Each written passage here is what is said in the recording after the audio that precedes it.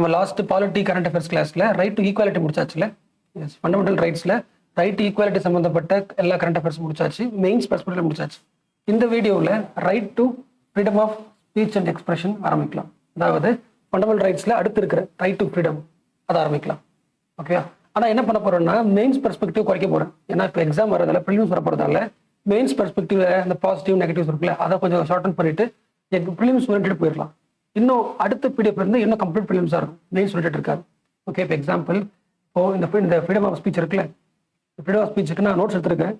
இங்கே இருக்குல்ல, ஃபர்ஸ்ட் இயரில் வந்து கொஸ்டின்ஸ் என்ன, மெயின்ஸில் எப்படிலாம் கொஸ்டின் மாறி இருக்கு எடுத்திருக்கேன். அடுத்து வந்து 2 கொஸ்டின்ஸ் கொடுத்துருக்கேன். இதை நான் சொல்லலை. இப்போ நான் எக்ஸாம் வர்றதா ப்ரிலிம்ஸ் வர்றதால நான் இந்த வீடியோவில் இருந்து ப்ரிலிம்ஸ்க்கு ஏற்ற மாதிரி மாற்றிக்கிறேன். ஓகே, இதுக்கு முன்னாடி பார்த்தோம்ல மெயின்ஸ் பெர்ஸ்பெக்டிவ்ல சிட்டிசன்ஷிப், யூனியன் டெரிட்டரி எல்லாம் பார்த்தோம்ல, அது எல்லாமே மெயின்ஸ் பெர்ஸ்பெக்டிவ் பார்த்துருக்கோம்ல, அதுவே ப்ரிலிம்ஸ்க்கு போதுமானது.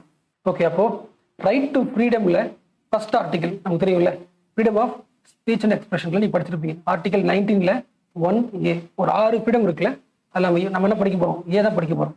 அதாவது right to freedom of speech and expression. இதோட பேசிக்ஸ் எல்லாருக்குமே தெரியும். அதாவது எல்லா மனுஷனுக்குமே ஒரு ஹியூமன் ரைட் முக்கியம். ஆனால் ஹியூமன் ரைட்லேயே மோஸ்ட் அடிப்படையான ஹியூமன் ரைட் வந்து பேச்சுரிமை தானே, ஃப்ரீடம் டு ஸ்பீச் தானே. அந்த ஆர்டிகல் தான் 1A. அப்போ அடுத்த கொஸ்டின் வருதுல்ல, நம்ம ஏன் ஃப்ரீடம் ஆஃப் ஸ்பீச், அதாவது ஆர்டிகல் 19(1)A வந்து ஃபண்டமெண்டல் ஹியூமன் ரைட் சொல்கிறோம், ஏன் அதுதான் எல்லா ஹியூமன் ரைட்லையுமே அடிப்படைன்னு சொல்கிறோம்? அதுக்கான காரணம் என்ன அப்படின்னா, நம்மளோட ஒப்பீனியன் சொல்கிறதுக்கு யூஸ் பண்ணுற ஒரே ஆர்டிகல் தானே, கரெக்டாக? எந்த ஊரில் வந்து ஃப்ரீடம் ஆஃப் ஸ்பீச் அண்ட் எக்ஸ்பிரஷனுக்கான ஆர்டிகல் இருக்குதோ அங்கே தான் என்ன இருக்குது, நமக்கு right to express one's own conviction and opinions freely, கரெக்டாக? இல்லைன்னா ஆர்ட்டே உருவாகத்துல, நம்ம பேசுறது, எழுதுறது, நம்ம வரைகிறது, இதான ஆர்ட்டு. அப்போ இது எல்லாமே எக்ஸ்பிரஷன் தானே, ஒரு ஒரு நம்ம மைண்டுக்குள்ள இல்லை ஆர்ட்டுக்குள்ள இருக்கிற எக்ஸ்பிரஷன் தானே. அப்போ அந்த எக்ஸ்பிரஷன் வந்து வேலிடு, அதுதான் அடிப்படை ஹியூமன் ரைட் அப்படின்னு சொல்ற ஆர்டிகல் 1A. ஓகே, இது ஒரு கண்ட்ரியில் இருக்கிறதால அது எதுக்கு யூஸ் ஆகுது, அந்த லைன் தான் இது. These rights are the bedrock of the successful democracy. எப்படி வந்து ஒரு கண்ட்ரியோட டெமோக்ரஸிக்கு ஆர்டிகல் 19(1)A யூஸ் ஆகுது, அதான் இது point. First point, discovery of truth. எது உண்மைன்னு வெளிப்படணும்னா கண்டிப்பாக அந்த ஊரில் என்ன இருக்கணும், ரைட் டு ஸ்பீச் இருக்கணும்ல. இல்லைன்னா கவர்மெண்ட் மட்டுமே பேசிட்டு இருக்கோம், நம்மளால பேச முடியாது. ஒன்று. ரெண்டாவது, அந்த ஊரில் இருக்கிற ஒவ்வொரு ஆளுமே பர்சனலாக க்ரோ ஆக முடியும். காரணம் எது உருவாகும், செல்ஃப் ஃபுல்ஃபில்மெண்ட் உருவாகும். எந்த இடத்துக்கு போனாலுமே அங்கே யார் வந்து பெரியவங்களோ அவங்க தான் பேச முடியும்னா நமக்கு ஃபுல்ஃபில்மெண்ட்டாக கிடைக்காது. அப்போ யார் வேணால் பேசலாம், each and individuals right to speak இருந்தால் மட்டும்தான் அதனால செல்ஃப் டெவலப்மெண்ட் ஆக முடியும். மூணாவது, அதோட டெமோக்ராட்டிக் வேல்யூஸ் தானே. என்ன புரிஞ்சுல, ஒரு டிஸ்கஷன் நடக்குதுன்னா எல்லாராலையும் பேச முடியும்னா மட்டும்தான் டெமோக்ரஸி. அதாவது பார்ட்டிசிபேஷன் சொல்லுவாங்களா, yes, it helps the citizen participate in decision making. இதெல்லாம் உங்களுக்கு தெரியும். ஜஸ்ட் நான் வந்து மெயின்ஸுக்கு எப்படி எழுதலாம், ஆர்டிகல் 19(1)A ஒரு கண்ட்ரிக்கு எதை உருவாக்குது அப்படின்னு கேட்டா அப்படி ஒரு விஷயம் வரலாம். இல்லைனா why freedom of speech and expression is crucial for successful democracy question கேட்டாங்கன்னா discovery of truth, self fulfilment, democratic values. அடுத்து முக்கியமானது வந்து டைவர்சிட்டி வாய்ஸ், ப்ளூரலிசம். கரெக்டு தானே, நிறைய பேருக்கு, அதாவது ஒவ்வொரு மதத்தில் இருக்கவங்க ஒவ்வொரு மாதிரி பேசுவாங்க, ஒவ்வொரு ஊரில் இருக்கவங்க ஒரு மாதிரி பேசுவாங்க. அப்போ டைவர்சிட்டி வாய்ஸ் வருது, கரெக்டாக? அப்போ ஃப்ரீடம் ஆஃப் ஸ்பீச் எதை உருவாக்குது, it reflects the and reinforce the pluralism. சிங்குலாரிட்டியை தவிர்த்துட்டு ப்ளூரலிசம் வருது. இது எல்லாமே தர்ற ஒரே ஒரு ஆர்டிகல் இது 19(1). இது உங்களுக்கு தெரியும். ஜஸ்ட் வந்து கரண்ட் அஃபேர்ஸ் போகிறதுக்கு முன்னாடி பேசிக்காக சொன்னேன். நான் இன்னொரு பாயிண்ட் சொல்கிறேன், எப்போதுமே வந்து ஒரு கிளாஸை வந்து அப்படியே ஜஸ்ட் பண்ணாதீங்க, ஜஸ்ட் ரீட் பண்ணாதீங்க, இல்லை பார்க்காதீங்க. நீங்கள் வந்து ஒரு கவுண்டர் நெரேட்டிவ் உருவாக்கணும். அதாவது இப்போ நான் உங்ககிட்ட பேசுகிறேன்ல, அது நெரேட்டிவ். நான் நெரேட்டிவ் என்ன பண்ணுவேன்னா, ஒரு ஸ்டார்டிங் இருக்கும், நடுவில் ஒரு பாயிண்ட் இருக்கும், கன்க்ளூட் பண்ணுவேன். எக்ஸாம்பிள் ஆரம்பிக்கிறேன், 19(1)A பற்றி ஆரம்பிக்கிறேன். ஓகே, இது வந்து இன்ட்ரோ. ஓகே, என்னோட கன்க்ளூஷன் என்னன்னா, சக்ஸஸ்ஃபுல் டெமோக்ரஸிக்கு இது உருவாக்கும் நான் முடிவு பண்ணுறேன். அப்போ அதுக்கான பாயிண்ட்ஸ் தான் நான் நடுவில் நான் பேசுகிறேன். ஓகேவா? அப்போ நான் ஒருத்தவங்க ஆள் பேசும்போது அந்த நெரேட்டிவை டீகோட் பண்ணி எதுக்காக பேசுகிறாரு, அப்போ 19(1)Aக்காக பேசுகிறாரு. ஓகே, அதை எதுக்கு சப்போர்ட் பண்ண பேசுகிறாரு, டெமோக்ரஸிக்கு யூஸ் ஆகும்னு பேசுகிறாரு. ஓகே, அது கன்க்ளூஷனுக்கு முடிவு பண்ணுறேன். அதுக்கு என்ன பாயிண்ட்ஸ் தான் வைக்கிறாங்க, அதான் சென்ட்ரல் பாடி ஆஃப் ஆன்சர்ஸ். இது நெரேட்டிவை எப்படி படிக்கணுன்றதுக்கு யூஸ் ஆகுது.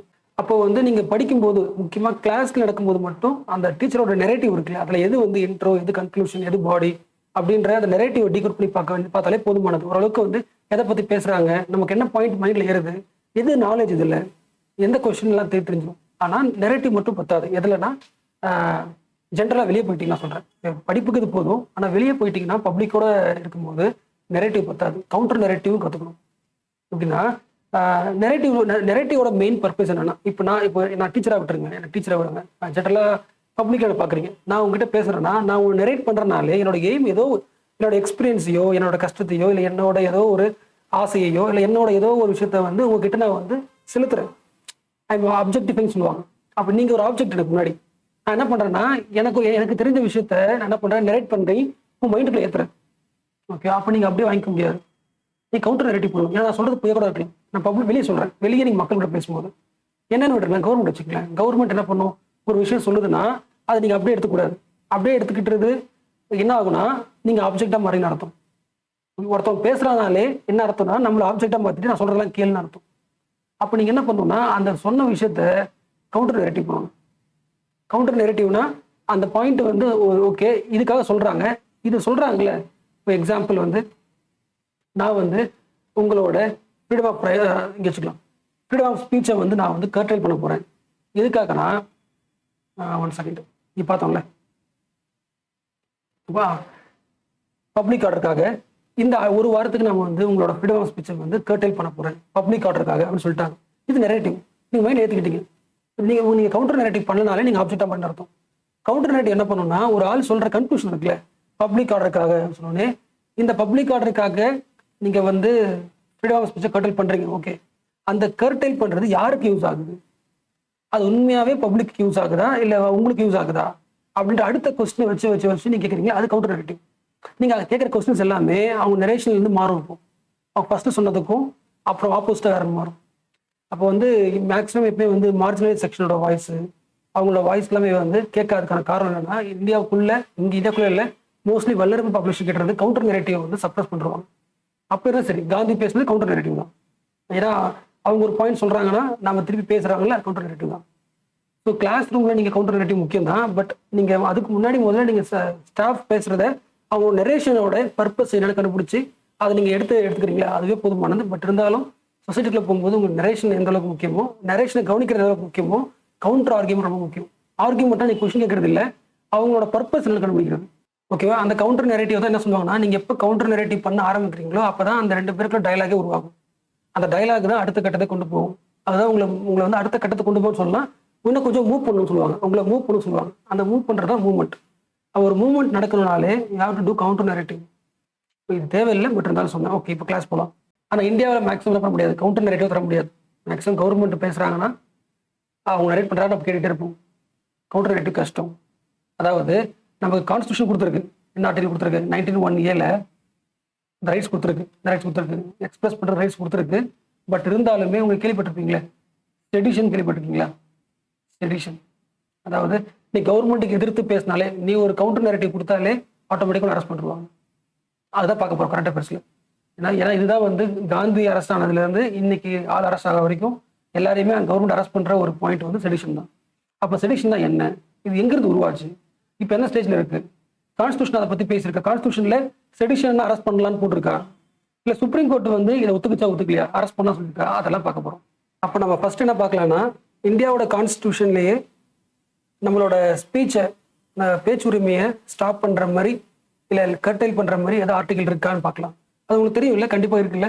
எஸ், நம்மளோட ஆர்டிகல் 19 கிளாஸ் 2 அது என்ன பண்ணுது, 19 கிளாஸ் 1A நமக்கு என்ன ஃப்ரீடம் கொடுத்தாங்களோ அந்த ஃப்ரீடம் வந்து கம்ப்ளீட் ஃப்ரீடம் கிடையாது. கவர்மெண்டால நம்மளோட ஃப்ரீடம் ஆஃப் ஸ்பீச்சை கர்டைல் பண்ண முடியல. எந்த ஆர்டிகல் யூஸ் பண்ணி, 19 கிளாஸ் 2 யூஸ் பண்ணி. ஆனால் என்னென்ன கிரவுண்ட்ஸ்ல மட்டும்தான், சாவரனிட்டி, இன்டெகிரிட்டி ஆஃப் இந்தியா, இது படிச்சிருப்பீங்க. அடுத்து நம்ம இந்தியாவோட செக்யூரிட்டிக்கு பாதகம் பண்ற மாதிரி நீங்க பேசுனீங்கன்னா, இல்லைன்னா நம்மளோட ஃப்ரெண்ட்லி கண்ட்ரிஸ், யூஎஸ் நம்ம ஃப்ரெண்டு, சைனா நம்ம ஃப்ரெண்டு, அப்போ அந்த ஃப்ரெண்ட்லி கண்ட்ரிஸை கிரிட்டிசைஸ் பண்ற மாதிரி பேசினாலும் உங்களோட ஸ்பீச் என்ன ஆகும், கர்டைல் பண்ணப்படும், ஆஃப் பண்ணப்படும். பப்ளிக் ஆர்டர், டீசெண்டாக பேசணும், மொராலிட்டி இருக்கணும், கோர்ட்டை எதிர்த்து பேசக்கூடாது. அப்புறம் உன்னோட பேச்சு வந்து அஃபென்ஸை உருவாக்குது, சண்டையை உருவாக்குதுன்னா அந்த மாதிரி பேச்சுகள் எல்லாத்தையுமே கவர்மெண்ட்டுக்கு பவர் உண்டு. என்ன பண்ணலாம், பை ஒரு லா போட்டு ஸ்டாப் பண்ண முடியும். சொல்ற ஆர்டிகல் 19 கிளாஸ் 2 இது எல்லாருக்குமே தெரியும்ல. எஸ், ஆனால் நாம என்ன பண்ணோம்னா இது மட்டுமே படிக்கக்கூடாது. நம்ம அடுத்த ஒரு கொஸ்டின் வைக்கணும். நம்ம கான்ஸ்டியூண்ட் அசம்பிளி இந்த ஆர்டிகல் உருவாக்குச்சுல, இந்த ஆர்டிகல் உருவாக்கும் போது இந்த எல்லா வார்த்தையுமே சொன்னிச்சா செக் பண்ணிக்கணும். ஓகேவா, ஏன்னா இது எல்லாமே என்னது, நம்மளோட ஃப்ரீடம் ஆஃப் ரைட்ஸை வந்து தூக்குறதுக்கான லைன்ஸ் தான் இது எல்லாமே. அப்போ இந்த எல்லா லைன்ஸையுமே கான்ஸ்டியூண்ட் அசம்பிளியே உருவாக்குச்சா இல்லை அமெண்ட்மெண்ட்ல வந்துச்சா, இந்த லைன்ஸ் எல்லாமே செக் பண்ணிக்கலாம். ஓகே, இந்த லைன்ஸ் எல்லாம் பார்த்தது தெரியும் உங்களுக்கு. என்ன இருக்காது, செடிஷன் இருக்காது. கரெக்டாக நீங்கள் கவர்மெண்ட்டை எதிர்த்து பேசுனீங்கன்னா உங்களை அரெஸ்ட் பண்ணலாம், உங்களோட ஸ்பீச் வந்து தடைப்பட்டுரும். அப்படிலாம் கிடையாது. போல இல்லை, செடிஷன் போடல. பப்ளிக் ஆர்டர் போட்டிருக்கு, டீசெண்டாக பேசணும் போட்டிருக்கு, மொராலிட்டிலாம் போட்டிருக்கு. ஆனால் செடிஷன்ற வார்த்தை இல்லை. ஆனால் அதிகமான பேர் கைதியாகிற செடிஷன்ற வார்த்தையால தான். அப்போ கொடுக்கப்படாத ஒரு ரீசனபிள் ரெஸ்ட்ரிக்ஷன் வழியாக நம்ம அரெஸ்ட் ஆகிறோம். அப்போ கான்ஸ்டியூண்ட் அசம்பிளி என்னென்ன வேர்ட்ஸ்லாம் சொன்னிச்சு 19 Class 2ல அது போடும்போது என்னென்ன வார்த்தைலாம் ஆட் ஆகிருந்துச்சு, இதெல்லாம் அப்டேட் ஆச்சு பார்க்கலாம். இங்கே போட்டிருக்காங்க 26th January 1950 கான்ஸ்டியூஷன் எப்போ வந்து இம்ப்ளிமெண்ட் ஆகுதோ அந்த இம்ப்ளிமெண்ட் ஆன டைம்ல இருந்த ஒரே ஒன்று இதுதான் ரெஸ்ட்ரிக்ஷன். எதுனா நான் லைன் படிக்கிறேன். The only grounds on which the fundamental right to freedom of speech and expression could be restricted. எந்த கிரவுண்ட்ஸ்ல மட்டும்னா ஒன்லி தீஸ் கிரவுண்ட்ஸ். என்னது? Libel, slander, defamation, contempt of court. Defamation வேற, செடிஷன் வேற இல்லை. டிஃபமேஷன் தான் ஒரு ஆளை பற்றி தப்பா பேசுறது, அவரோட கேரக்டரை நீ வந்து டிஃபேம் பண்றது, ஃபேமஸாக இருக்கிற ஒரு ஆளை வந்து டிஃபேம் பண்றது. Contempt of court, protecting the decency, morality and to protect the security of state. அப்போ 26 January 1950 அப்போலாம் இந்த ரெஸ்ட்ரிக்ஷன்ஸ் மட்டும் தான் இருந்துச்சு. அதே மாதிரி உங்களுக்கு தெரியும் இல்லை, இப்போ நம்ம 1950 ஆரம்பிச்ச கான்ஸ்டியூஷன் இப்போ 2020 வச்சுக்கலாம். நம்மளோட கான்ஸ்டியூஷன் வளர அதை நம்மளோட இண்டிபெண்டன்ஸ் வந்து இயர்லி அதிகமாக மக்களுக்கு ஃப்ரீடம் அதிகமாக தரணுமா, ஃப்ரீடம் குறைக்கணுமா அப்படின்னு கேட்டால் ஃப்ரீடம் தரணும் இல்லை. இதில் என்ன மாடர்ன் ஆகிட்டே இருக்கும். 1950s வந்து அந்த காலம் கன்சர்வேட்டிவ் காலம். இப்போ 70, 2000, 2020 அப்படி காலம் போக போக நம்ம என்ன பண்ணணும்னா ரெஸ்ட்ரிக்ஷன்ஸை குறைச்சிட்டே வரணும். அதாவது இங்கே என்ன லிஸ்ட் பண்ணியிருக்காங்களோ அதை எல்லாத்தையுமே ரிமூவ் பண்ணிட்டு வந்துடணும். அதான் அர்த்தம். எஸ், அப்போ வந்து 1800 வாழ்ந்தவனை விட 2000 வாழ்றவனுக்கு இண்டிபெண்டன்ஸ் அதிகமாக இருக்கும், ஃப்ரீடம் அதிகமாக இருக்கும், நமக்கு தெரியும். அதே மாதிரி 1950 வாழ்ந்தவனை விட 2000 வாழ்றவனுக்கு ஃப்ரீடம் அதிகமாக இருக்கணும். ஆனால் இந்த லிஸ்ட் இருக்குல்ல, வருஷம் அதிகமாகிட்டே இருக்கு அப்படின்னு சொல்றாங்க. இங்கே போட்டிருக்கு பாருங்க. So first constitution amendment act 1951 expanded the exceptions to 8 subject from the original 4. Extra add பண்றாங்க சொல்றாங்க. அதாவது பப்ளிக் ஆர்டர்ன்ற வார்த்தை ஆட் பண்றாங்க, செக்யூரிட்டி ஆஃப் ஸ்டேட்ன்ற வார்த்தை ஆட் பண்றாங்க, incitement to offence, friendly relation with foreign states, இதெல்லாம் ஆட் பண்ணிட்டு இருக்காங்க. அடுத்து பாருங்க 1963 மறுபடியும் என்ன பண்றாங்க, இந்தியாவோட சாவரனிட்டிக்கு இன்டெகிரிட்டி எதிர்த்து யாரும் பேசக்கூடாது. அப்போ இந்த கிரவுண்ட்லையுமே உங்களோட 19 Class 1A வந்து ஸ்டாப் பண்ணப்படுது. அப்போ 50s 60s 70s போக போக போக இப்போ அடுத்த செடிஷனு நிறைய வருதுல்ல. அப்போ எவ்ரி 10 years இந்தியாவில் வாழ்ற சிட்டிசனோட ஃப்ரீ ஸ்பீச் என்ன ஆகுது, கட்டல் பண்ணப்படுதுல. ஸோ அதில் தான் மெயின் கொஸ்டின் கேட்பாங்க. உங்களுக்கு இந்த லாஜிக் புரிஞ்சா 1950s வந்து நம்ம கண்டிப்பாக நம்ம மக்களோட ஃப்ரீடம் ஆஃப் ஸ்பீச்சை வந்து கண்ட்ரோல் பண்ணி தான் ஆகணும். இப்போ குறைக்கலாம்னு சொல்லிட்டு எனக்கு லாஜிக் புரியுது. ஏன்னா அந்த டைமில் வந்து கண்ட்ரி பார்ட்டிஷன் ஆகுது, சண்டை நடக்குது, கொலைகள் நடக்குது. மக்களுக்கு ஃப்ரீ ஸ்பீச்சை வந்து ஸ்டாப் பண்ணணும். ஏன்னா மதக்காரம் அதிகமாகும், யாரும் பேசுறதா சொல்லி தான் ஆகும். ஆனால் அந்த கண்டிஷன் இப்போ கிடையாது இல்லை. Yes, the condition that prevailed at the time of partition, மறுபடியும் படிக்கிறேன். The conditions that prevailed at the time of partition at the time of enactment of constitution don't exist anymore. Those were the times of great insecurity. அந்த டைமில் நமக்கு security இல்லை, இன்செக்யூரிட்டாக இருந்தோம். ஆனால் இப்போ we don't need to rely on those insecurities. Okay, அதனால நம்மளோட ஃப்ரீடம் ஆஃப் ஸ்பீச்சை ரெஸ்ட்ரிக்ட் பண்ணுறது எல்லாத்தையுமே குறைக்கணும். அது வே ஃபார் நம்ம எழுதிக்கலாம் இது. ஓகேவா? எஸ், அப்போ நம்மளோட ஃப்ரீ ஸ்பீச்சுக்கு ஸ்டாப் பண்ணுறதுக்கு அந்த எக்ஸப்ஷன்ஸ் இருக்குல்ல, அந்த கிரவுண்ட்ஸ் இருக்குல்ல, அந்த கிரவுண்ட்ஸ் எல்லாமே இப்போ என்ன யூஸ் பண்ணப்படுதுன்னா மிஸ்யூஸ் பண்ணப்படுது. நம்மளோட டெமோக்ராட்டிக் வேல்யூஸை ஸ்டாப் பண்ணுறதுக்கு யூஸ் ஆகுது. புரிஞ்சுல? எஸ், அப்போ இந்த கிரவுண்ட்ஸ் எல்லாத்தையும் நம்ம மறுபடியும் ரிஃபைன் பண்ணணும், கரெக்டாக டிஃபைன் பண்ணணும். இல்லைன்னா எல்லாரையும் என்ன பண்ணுறாங்கன்னா செடிஷன்ற வார்த்தையில அரெஸ்ட் பண்ணிடுறாங்க. செடிஷன்னா நீ கவர்மெண்ட் எதிர்த்து பேசுற, அப்போ இந்தியாவோட இன்டெகிரிட்டி எதிர்த்து போயிடுது, சாவரன் எதிர்த்து போயிடுது சொல்றாங்க. ஓகேவா? இதுவரையும் நம்ம என்ன பார்த்துருக்கோம், ரைட் டு ஃப்ரீடம் ஆரம்பிச்சிருக்கோம். அதில் first article speech and expression பார்க்குறோம் 1901A. அதுக்கான ரெஸ்ட்ரிக்ஷன்ஸான கிரவுண்ட்ஸ் பார்த்தோம், 19 Class 2 பார்த்தோம். அந்த கிரவுண்டு கூட வந்து ஒரே டைம்ல இல்லை, எவல்யூஷனாக நிறைய ரெஸ்ட்ரிக்ஷன் அதிகமாகிட்டே இருக்குன்றதெல்லாம் பார்த்தாச்சு.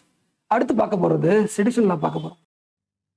இந்தியாவில் தேச துரோக சட்டங்கள் விமர்சகர்களின் வாயை அடைக்கவே பயன்படுத்தப்படுவதாக சர்வதேச பொது மன்னிப்பு அமைப்பு குற்றம் சாட்டியிருக்கிறது. இங்கிலாந்தைச் சேர்ந்த இந்த அமைப்பு தனது வருடாந்திர அறிக்கையில் இவ்வாறு குறிப்பிட்டுள்ளது. இந்தியாவில் மனித உரிமை ஆர்வலர்களுக்கும் பத்திரிகையாளர்களுக்கும் அரசு மற்றும் அரசு அல்லாத தரப்புகளில் இருந்து நெருக்கடிகள் வருவதாகவும் அந்த அறிக்கையில் கூறப்பட்டுள்ளது. அரசை விமர்சிப்பவர்கள் மீது தேச துரோக வழக்கு பதிவு செய்ய முடியாது என உச்சநீதிமன்றம் தெரிவித்துள்ளது. இது தொடர்பாக தாக்கல் செய்யப்பட்ட மனுவில் கூடங்குளம் உள்ளிட்ட போராட்டங்களில் ஈடுபட்டவர்கள் மற்றும் பத்திரிகையாளர்கள் பலர் மீது தேச துரோக வழக்கு பதிவு செய்யப்பட்டதாக சுட்டிக்காட்டப்பட்டுள்ளது. இதனை கேட்ட நீதிபதிகள் அரசை குறை கூறுவது அல்லது விமர்சிப்பதை தேச துரோகமாகவோ அவதூறாகவோ கருத முடியாது என தெரிவித்தனர். ராகுல் காந்தி உள்ளிட்ட தலைவர்கள் மீது தேச துரோக வழக்கு தொடரப்பட்டுள்ளதற்கு காங்கிரஸ் உள்ளிட்ட கட்சிகள் கடும் கண்டனம் தெரிவித்துள்ளன. மோடி அரசு கருத்து சுதந்திரத்தை நசுக்குவது குறித்து கருத்து தெரிவிக்கும் ரோஹித் விமலா முதல் ராகுல் காந்தி வரை யார் குரல் கொடுத்தாலும் அவர்கள் தேச விரோதிகளாக சித்தரிக்கப்படுவதாகவும் தெரிவித்துள்ளார். டாஸ்மாக் கடைகளை மூட வலியுறுத்தி இசைப்பாடல் வெளியிட்ட மக்கள் கலை இலக்கிய கழகத்தைச் சேர்ந்த கோவனை 6ஆம் தேதி வரை சிறையில் அடைக்க எழும்பூர் நீதிமன்றம் உத்தரவிட்டுள்ளது. கோவன் தயாரித்து இசையமைத்த அந்த பாடலில் சர்ச்சைக்குரிய கருத்துக்களும் காட்சிகளும் இடம்பெற்றுள்ளதாக கூறி காவல்துறையினர் கோவனை கைது செய்தனர். தேச துரோகம், இரு பிரிவினருக்கு இடையே மோதலை உண்டாக்குதல், பொது அமைதிக்கு குந்தகம் விளைவித்தல் ஆகிய பிரிவுகளின் கீழ் அவர் மீது வழக்கு பதிவு செய்த மத்திய குற்றப்பிரிவு போலீசார் கோவனை எழும்பூர் நீதிமன்றத்தில் ஆஜர்படுத்தினர். வரும் 6ஆம் தேதி இயக்குனர் மணிரத்னம் உள்ளிட்ட 50 பேர் மீது தேச துரோக வழக்கு பதிவு செய்யும்படி தீர்ப்பளிக்க, அதன்படி பீகார் காவல்துறையினர் தேச துரோக வழக்கை பதிவு செய்திருக்கிறார்கள் என்பது அதிர்ச்சி அளிக்கிறது. திரைப்பட பாடலாசிரியர் வைரமுத்து வெளியிட்டுள்ள ட்விட்டர் பதிவில், தேசத்தை நேசிப்பவர்களால் தான், பிரதமரையும் மதிப்பதால் தான் அவருக்கு கடிதம் எழுதியுள்ளனர் என்றும் இது எப்படி தேச துரோகமாகும் எனவும் வினவியுள்ளார். தமிழ்நாடு முற்போக்கு எழுத்தாளர் கலைஞர்கள் சங்கம் ஒரு அறிக்கை நேத்தை விட்டிருக்கோம், அறிக்கை கொடுத்திருக்கிறோம். இதை நம்ம பேச்சு சுதந்திரம் என்பது அனைவருக்கும் இருக்கிறது. நாம ஒரு வேண்டுகோள் தான் வச்சிருக்கோம். ஒரு கடிதத்துல என்ன சொல்லியிருக்கோம் அப்படின்றது எல்லாருமே பேசிக்கிட்டு இருக்கிற ஒரு விஷயம் தான். அந்த கலைஞர்களுக்கு எதிராக இப்படி ஒரு ஆக்ஷன் எடுத்திருக்கிறது எங்களுக்கு சரியானதாக. அந்த வீடியோட தீம் புரிஞ்சிச்சுல, செடிஷன் வழக்கு எல்லாரு மேலேயும் போடப்பட்டிருக்கு. அதாவது அவங்களே சொல்லிட்டாங்கல்ல, ரோஹித் விமலா இண்டிவிஜுவல் இருந்து ராகுல் காந்தி வரைக்கும் கூட பெரிய ஆட்கள் மேல கூட செடிஷன் லாவ் போட முடியும். யாரால? கவர்மெண்டால. அது எந்த கவர்மெண்ட் வந்தாலும். கரெக்டா? சினிமா ஆர்டிஸ்ட் மேலேயும் போட முடியுது, அதே ஒரு பாடகர் மேலேயும் போட முடியுது, போராட்டம் பண்ற ஒரு ஊர்ல மக்கள் மேலேயும் போட முடியுது. ஸோ அந்த ஒரு point. At the same time ஒருத்தவங்க மேல செடிஷன் வழக்கு போட பேரலா சுப்ரீம் கோர்ட் என்ன பண்ணிட்டே இருக்கு, தப்புன்னு சொல்லிட்டு இருக்குல்ல. ஸோ 2 விஷயம் தெரிஞ்சுக்கணும். ஒன்று, யார் மேலாம் போடப்படுது, எல்லாரும் மேலேயும் போடப்படுது. 2வது, சுப்ரீம் கோர்ட்டும் இன்டர்நேஷனல் இன்ஸ்டிடியூஷனும் யார் பக்கம் நிற்குது, கவர்மெண்ட் பக்கம் நிற்கல. எல்லா டைமுமே மக்கள் கூட தான் என்ன இருக்குல்ல. ஓகே, அந்த செடிஷன் லா பற்றியான இன்ட்ரோ பார்க்கலாம். அதாவது அதோட டெஃபினேஷன் பார்த்துட்டு, இந்த செடிஷன் லா முதல் எப்போ வந்துச்சு, ஃபர்ஸ்ட் ஏன் போடப்பட்டது, இப்போ அதோட டெஃபினேஷன் மாறிட்டு வந்துட்டே இருக்கா இல்லை செக் பண்ணிடலாம். இங்கே டெஃபினேஷன் படிங்களேன், உங்களுக்கே புரிஞ்சிடும். கான்டாக்ட், உன்னோட நான் நடத்தை, இல்லை என்னோட speech. Conduct or speech inciting people to rebel against the authority of the state. It can be considered as the sedition. நீ ஸ்டேட் எதிர்த்து போராட்டம் பண்றதுக்கு உன்னோட ஸ்பீச்சோ ஒரு நடத்தையோ யூஸ் ஆகுதுன்னா அப்ப கண்டிப்பா நீ என்ன பண்ணிருக்க, செடிஷன் பண்ணிருக்கு. அதே மாதிரி இந்த ரெபல்ன்ற வார்த்தை முக்கியம். Rebel against the state. கரெக்டா? ஸ்டேட் எதிர்த்து சண்டை போடுறது, மக்கள் ஒன்னா சண்டை போடுவாங்கல்ல. எஸ், இதெல்லாம் எப்போ நடந்துச்சு? இந்த ரெபலியன்லாம் எப்போ நடந்துச்சு? இண்டிபெண்டன்ஸ் முன்னாடி நடந்துச்சுல. எஸ், அப்போ இந்த டெஃபினேஷனை யார் உருவாக்குறதுன்னா, யார் உருவாக்குறா? பிரிட்டிஷ் கவர்மெண்ட் உருவாக்கினது தான். ஓகே, அவங்க காலத்தில் நம்ம என்ன பண்றோம், எல்லா லீடர்ஸ் என்ன பண்றாங்க, ரெபல் தான் பண்ணாங்க. ஸ்டேட்டை கவுக்குறது தான் பிளானே அவங்களுக்கு. அப்போ அந்த ரெபலியனை எதிர்த்து யாராவது பண்ணீங்கன்னா தான், அந்த ரெபலியன் பண்ணாதான் நாங்கள் என்ன பண்ணுவோம், செடிஷன்ற பேரில் உங்களை அரெஸ்ட் பண்ணுவோம்னு பண்ணியிருக்காங்க. ஓகே, அப்போ நாம உருவாக்குனது கிடையாது. பிரிட்டிஷ் டைமில் இந்தியன் லீடர்ஸை மக்களை சப்ரஸ் பண்ணுறதுக்கு போடப்பட்டது தான் இது. ஓகே, அதே சமயத்தில் உங்களுக்கு தெரியும் இல்லை, ஐபிசி கேள்விப்பட்டிருக்கீங்களா, இந்தியன் பெனல் கோட். எஸ், எப்போ வந்துச்சு? 1860 ஃபர்ஸ்ட் டைம் வந்துச்சு. அதாவது பெனல் கோட்னா, நீ ஒரு விஷயம் பண்றா, அதுக்கு அந்த தப்புக்கான பனிஷ்மெண்ட் என்னென்ன பனிஷ்மெண்ட் லிஸ்ட் பண்ணியிருப்பாங்க. ஃபார் எக்ஸாம்பிள், நீ கவர்மெண்ட் எதிர்த்து சண்டை போடுற, அப்போ நீ பண்ற தப்பு, அப்போ அதுக்கான ஒரு பனிஷ்மெண்ட் லிஸ்ட் பண்ணியிருப்பேன் இதில் ஐபிசியில். ஆனால் அந்த மாதிரி ஒரிஜினல் ஐபிசியில் அந்த மாதிரி ஒரு ரூலே இல்லை. செடிஷன் சம்மந்தப்பட்ட ரூலே கிடையாதுன்னு சொல்கிறாங்க. ஓகேவா? So first time list of பனிஷ்மெண்ட்ஸில் செடிஷன்ன்றதை பனிஷ்மெண்ட்டாக எடுத்துக்கவே இல்லை. அதுக்கப்புறமா தான் ஆட் பண்ணுறாங்க ஐபிசியில். 124 ஏன்னா தெரியல உங்களுக்கு, புதுசாக போடுறது 124 ஒரு செக்ஷன் ஆட் பண்ணுறாங்க. என்ன ஆட் பண்ணுறாங்க? It defines the sedition as any action whether by words or signs or visible representation. Correct? பேசுறது, சிம்பிள், அது எல்லாமே which brings or attempt to bring hatred or contempt or excites or attempt to excite the disaffection towards the government. Meaning புரிஞ்சுல?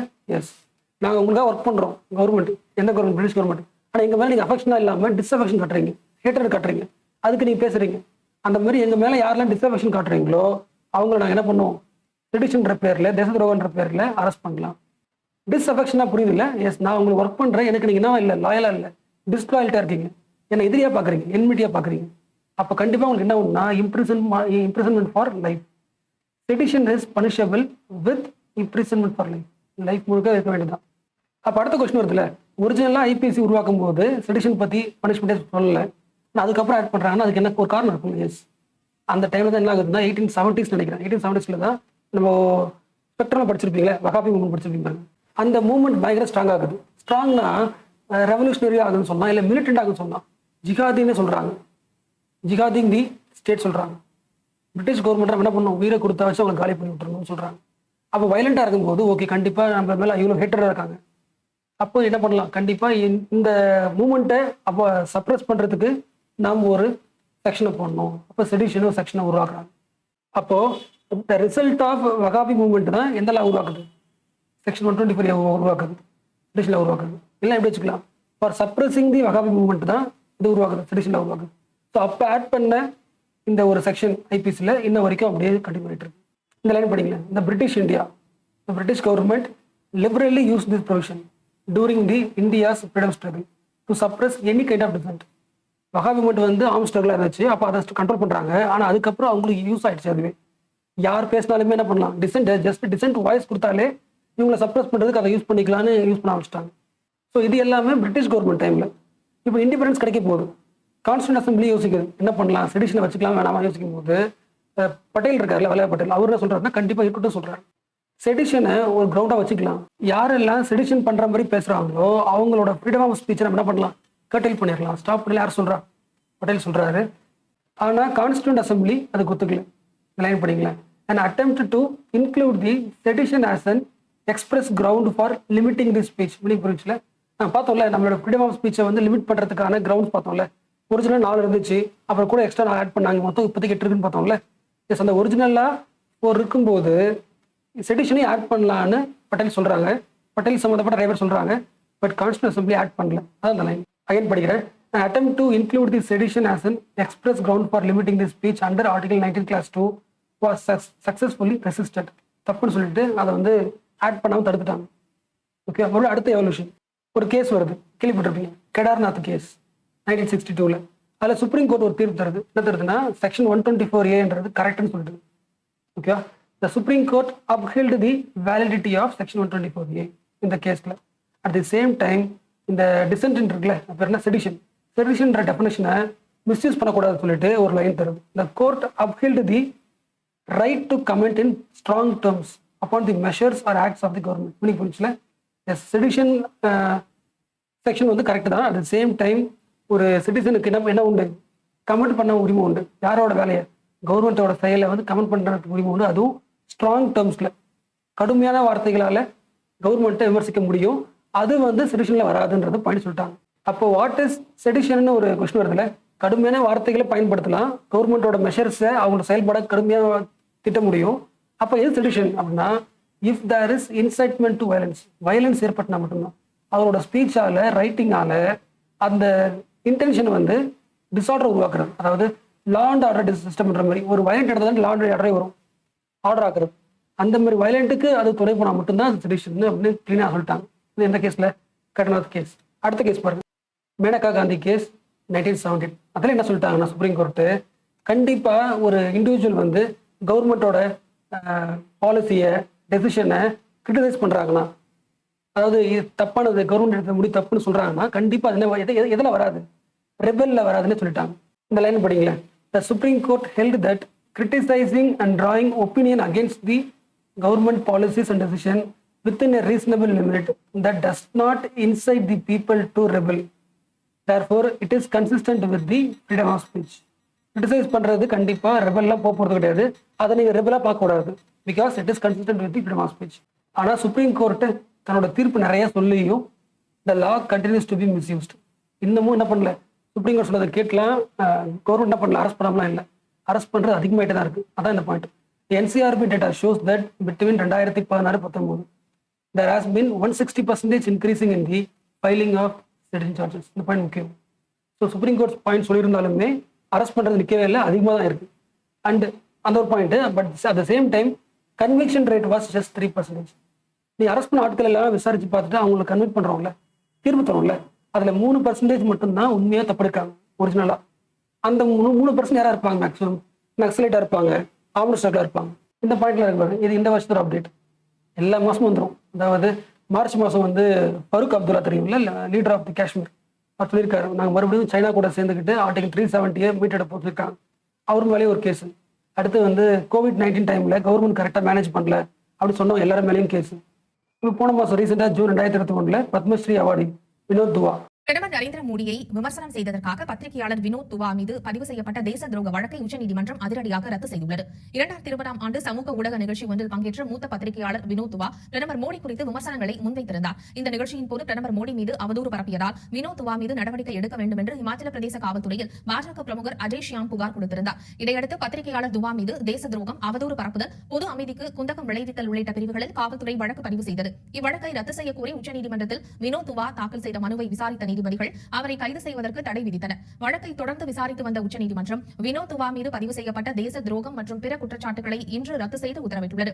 இந்திய தண்டனை சட்டத்தின் பிரிவு 124A படி ஒருவரது பேச்சு வன்முறை தூண்டுமாறும் பொது அமைதிக்கு கேடு விளைவிக்குமாறும் இருந்தால் மட்டுமே தேச துரோக குற்றச்சாட்டின் கீழ் நடவடிக்கை எடுக்க முடியும் என்று நீதிபதிகள் தெரிவித்துள்ளனர். ஒவ்வொரு பத்திரிகையாளருக்கும் 1962ஆம் ஆண்டு கேதார்நாத் சிங் வழக்கில் அளிக்கப்பட்ட தீர்ப்பின் அடிப்படையில் பாதுகாப்பு பெற உரிமை உண்டு என்றும் தீர்ப்பில் நீதிபதிகள் குறிப்பிட்டுள்ளனர். நியூஸோட இம்பார்ட்டன்ஸ் உங்களுக்கு புரியுது. ஒரு 1 minute நியூஸ் தான். அந்த 1 minute நியூஸ் பார்த்த உடனே இப்போ கேதார்நாத் சிங்கோட கேஸோட இம்பார்ட்டன்ஸ் இன்னும் கொஞ்சம் உங்களுக்கு அதிகமாக இருக்கும். அது எப்படி வந்து ஒரு பிரஸ் பீப்புளை வந்து சேஃப்கார்ட் பண்ணுது அப்படின்ற ஒரு பாயிண்ட் அதிகமாக வருது இல்லை. அந்த லைன் தான் இந்த line. The court reiterated the Kedarnath Singh judgment. இந்த ஜட்மெண்ட்டை மறுபடியும் ரீட்ரேட் பண்ணி the strong words of disapproval about the ruling regime don't amount for sedition அப்படின்றத மறுபடியும் ரிப்பீட் பண்ணியிருக்காங்க. இந்த தமிழில் பேசுறது அப்படியே கொடுத்துருக்காங்க பாருங்க. The bench upheld the right of every journalist to criticise even brutally. Point ரொம்ப முக்கியம். கிரிட்டிசைஸ் பண்ணலாம், ப்ரூச்சுவலாக என்ன பண்ணலாம், கிரிட்டிசைஸ் பண்ணலாம் கவர்மெண்ட்டை. The measures of the government with a view to improving or alter them through legal means. ஆனால் legal means தான். So இதான் வந்து ஹிஸ்ட்ரி ஆஃப் செடிஷன் இன்னை வரைக்குமே நடந்துட்டு இருக்கு. பார்த்தாச்சு. அடுத்து பார்க்க போகிறது கிரிட்டிசிசம். இது மீன்ஸ் தான் வரும், பட் இருந்தாலும் பார்க்கலாம். கிரிட்டிசிசம் தெரியல, அதோட நெகட்டிவ் என்ன, ஏன் வந்து அது தப்பு செடிஷன் அப்படின்னா, இந்த லாவே ரொம்ப ஸ்ட்ரிக்டாக இருக்குது, வெரி ஸ்ட்ரிக்ட் நேச்சராக இருக்குது. அதாவது இப்போ செடிஷன் லா படி உங்களை அரெஸ்ட் பண்ணுறாங்கன்னா உங்களுக்கு பெயிலே கிடையாது, நான் பெயிலபிள். அது காக்னிசபிள் அஃபென்ஸாக பார்க்க போகிறோம். Punishment can extend up to life வரைக்குமே. இது ஒன்று. ரெண்டாவது, அந்த டெஃபினேஷன் இருக்குல்ல, அந்த டெஃபினேஷனே வந்து ஸ்பெசிஃபிக்காக இல்லாமல் ஜென்ரலாக இருக்குது. நம்ம ஜென்ரலாக இருக்குந்தா யாருமே அரெஸ்ட் பண்ணலாம். It is the definition is too broad and vaguely worded definition is used to suppress the liberty of citizens and criminalise the dissent. டிசென்ட்னா யார் அகேன்ஸ்டாக வாய்ஸ் பேசுகிறாங்களோ அவங்க கிரிமினலைஸ் பண்ணுவது ஈஸியாக இருக்குது டெஃபினேஷனு. அது தெரியும் தானே உங்களுக்கு. எஸ், அந்த திலகா இருந்தாலும் சரி, திலகர் தானே ஃபர்ஸ்ட் அரெஸ்ட் பண்ணியிருப்பாங்க. திலகர், காந்தி எல்லாரையுமே அரெஸ்ட் பண்ணது இதால தான், செடிஷன் லாபடி தான். அதுக்கு காரணம் என்னன்னா அதோட வேக்னஸ், டெஃபினேஷன் சரியா இல்லாத. இந்த லைன் முக்கியம், இப்போ யூஸ் பண்ணிக்க. கோட் இது, தி Gandhi had said the section 124 class A under which I am happily charged is perhaps the prince among the political sections of the IPC. ஐபிசிலேயே அமெண்ட்மெண்ட்ல போடப்பட்ட 124A தான் prince of all sections which is designed to suppress the liberty of citizens. புரிச்சுல, சிட்டிசனோட லிபர்ட்டியை suppress பண்றதுக்கு நிறைய sections இருக்கு ஐபிசியில். அதில் பெரிய ஆள் யாருன்னா 124A. அடுத்து இந்த லா கமிஷன் ஆஃப் இந்தியா கொடுத்த கன்சல்டேஷன் பேப்பர் முக்கியம். இதையும் எக்ஸாம்பிள் யூஸ் பண்ணிக்கங்க. They observe that berating the country. Rating தான் தெரியுங்களா, ரேட்டிங் தான் ஸ்டார் ரேட்டிங் போடுறது. ஆனால் நீ வந்து டவுன் ரேட்டிங் போடுற, கம்மி பண்ற. உன் கண்ட்ரியை வந்து பி ரேட்டிங் பண்ற, இல்லைன்னா ஃபுல்லாக படிக்கிறேன். Observe that berating the country or a particular aspect of it cannot be treated as a sedition. நீ உன்னோட கண்ட்ரியை நீ வந்து பி ரேட்டிங் பண்ணா கூட செடிஷன் வராது. அந்த charge can only be invoked in cases where the intention is to overthrow the government with violence illegal means. வயலன்ஸையும் இல்லீகலாகவும் நீ வந்து கவர்மெண்ட்டை ஓவர் த்ரோ பண்ணுறேன்னு நினைச்சா மட்டும்தான் என்ன பண்ணலாம், செடிஷனே யூஸ் பண்ணலாம் சொல்லிட்டாங்க. அட் தி சேம் டைம் யூகேலேயே என்ன பண்ணிட்டாங்க, அபாலிஷ் பண்ணிட்டாங்க. பிரிட்டிஷ் கவர்மெண்ட் தான் கொண்டு வந்துச்சு, பட் அவங்க என்ன பண்ணிட்டாங்க, இந்த லாவை அபாலிஷ் பண்ணிட்டாங்க. இந்த பாயிண்ட் முக்கியம். இது நியூட்ரலான லைன். அவர் கிரிமினல் லா, நம்ம கிட்ட இருக்கிற கிரிமினல் லாவே ஓரளவுக்கு போதுமானதாக இருக்குது. எதுக்கு, it is equipped with the other provisions to deal with the most of the violations. So sedition ஒன்று உருவாக்கணும்னு அவசியம் இல்லை. அடுத்த கேட்டிங் வந்து செடிஷன் லா ஏன் கரெக்டு, அது ஏன் போடலாம் பாசிட்டிவ்ஸ். அது உங்களுக்கே தெரியும்ல, த்ரெட்ஸை வந்து சமாளிச்சிடலாம். அதாவது டெரரிசம், நக்சலிசம், எனிமி ஸ்டேட்ஸ்லேருந்து நடக்கிற எல்லாத்தையுமே ஸ்டாப் பண்ணிடலாம். மக்கள் வந்து லாவை இன்னும் கொஞ்சம் கரெக்டாக வந்து பயன்படுத்துவாங்க, மிஸ்யூஸ் பண்ண மாட்டாங்க. அதோட முக்கியமானது, அந்த செக்ஷன் செடிஷன் செக்ஷனை வந்து சுப்ரீம் கோர்ட் தப்புன்னு சொல்லலை. It upheld the constitutionality of the law. 124A வந்து தூக்குன்னு சொல்லவே இல்லை சுப்ரீம் கோர்ட். அப்போ அது கரெக்ட் தான்.